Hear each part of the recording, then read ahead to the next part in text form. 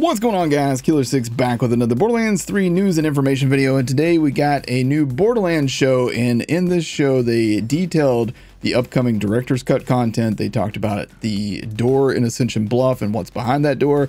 They talked about Tales from the Borderlands finally coming back, and if you're not excited about Tales coming back and you've never played Tales, you need to play Tales. If you're a Borderlands fan, you need to play Tales from the Borderlands. It is so good, and I know it's not your traditional Borderlands game, but it is absolutely worth it, especially for all you people that claim that you really care about the story. Just go play it. It's really good. Let's dive into this news and information real quick. So let's start off with the director's cut. It's coming out on March 18th. It'll be available individually or as part of Season Pass 2, and it features a variety of new content. The main thing coming is the Raid Boss, Hemovorous, the Invincible. No, not Vermivorous. I know a lot of us thought it was going to be Vermivorous because, you know, we saw some pre-release footage that looked like that, but it is a new Varkid Raid Boss, and it is hiding behind the door on Ascension Bluff on Pandora.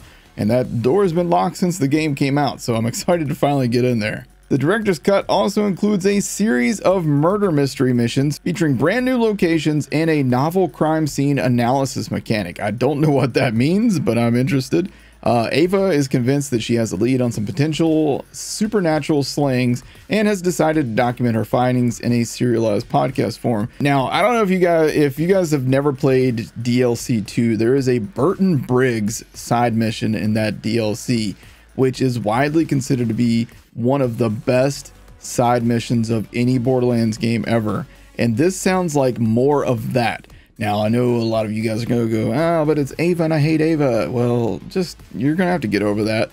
At some point, the writers need to try and build Ava into a likable character, whether you like her or not. Just give it a chance, man. like come out of your shell for a minute and give it a chance. So we're going to be going to new locations on Pandora, Promethea, Eden 6, and Necrotophaeo. I wish there was Athenas on there, but there's not. And we're going to be searching for answers and loot, it says, with help from familiar faces. Now, we're going to see Lorelei and Clay at the very least in these things, and those are two fan favorites as well. They didn't say who else, but they did hint that there was going to be some other characters we're going to see along the way. They say that also eagle-eyed vault hunters might even uncover teasers, hints, and secrets that tie back to the main story. That's a nice touch. In addition, the director's cut will give you access to 3 vault cards, which are your ticket to upcoming bundles of themed loot.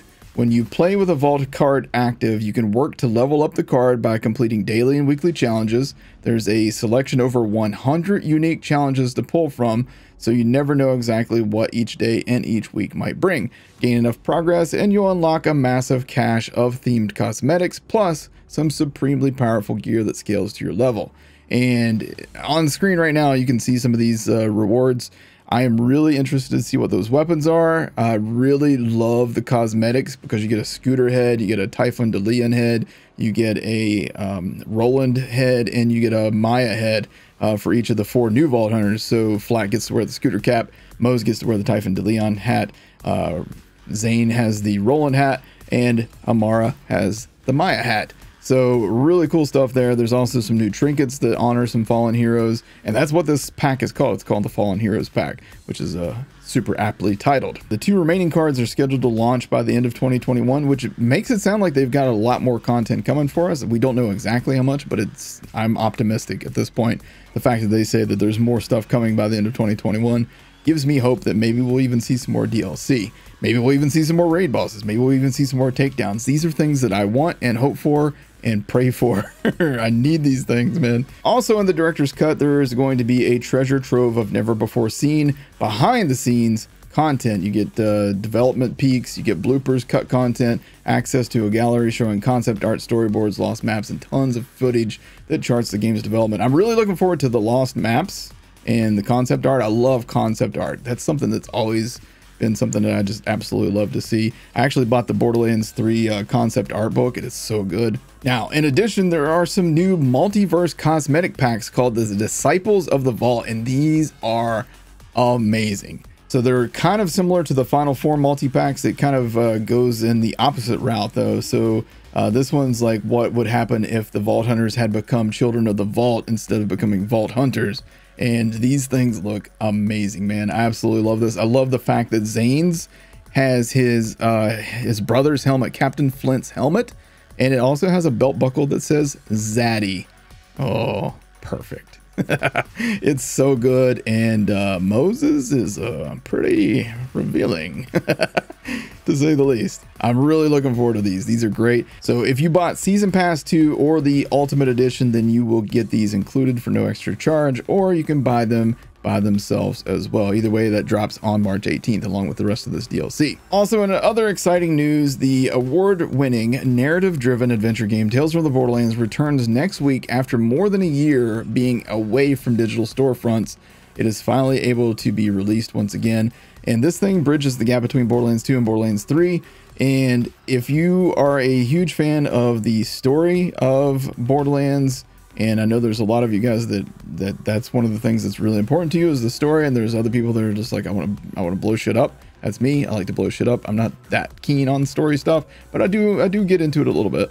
But Tales from the Borderlands is arguably the best story of any Borderlands game ever, and it's really good. It's kind of like a choose your own adventure. You guys ever did a choose your own adventure book? It's kind of like that, but it's a video game, so it's really fun. It's a different change of pace. It's got some really cool Easter eggs, some really cool throwbacks to some other Borderlands stuff. You guys will love it. You should absolutely get this thing when it comes out. I don't know how much it's going to be. There's nothing about pricing on that, but hopefully it's not too bad. All right, and then that's not all. Tomorrow we'll see the launch of the Broken Hearts Day returning, and again, this is the Valentine's event where you can get the Wedding Invitation sniper rifle, arguably one of the best sniper rifles in the game, one of my favorite sniper rifles in the game. This thing is just really good, and now we're going to be able to get a max level one. And if you haven't already purchased Borderlands 3, you can get the Ultimate Edition, which comes with Season Pass 2, Season Pass 1, all the content that is out there right now. You can get that for 50% off right now. You can also get the Super Deluxe Edition if you want, and that's also a good percentage off. I believe it's also 55% off, give or take. These things are a massive steal for that amount of money. Like literally, you're talking about paying pennies per hour of entertainment for that price right there. So definitely, if you haven't already, go check that out. Get them now. So I think that about covers it all. I think I've summed up everything that we saw on the Borderlands show. I hope you guys enjoyed this video. If you did, then make sure you hit that like button and subscribe. Tap the bell icon for more, and I'll see you guys in the next one. Y'all have a great day.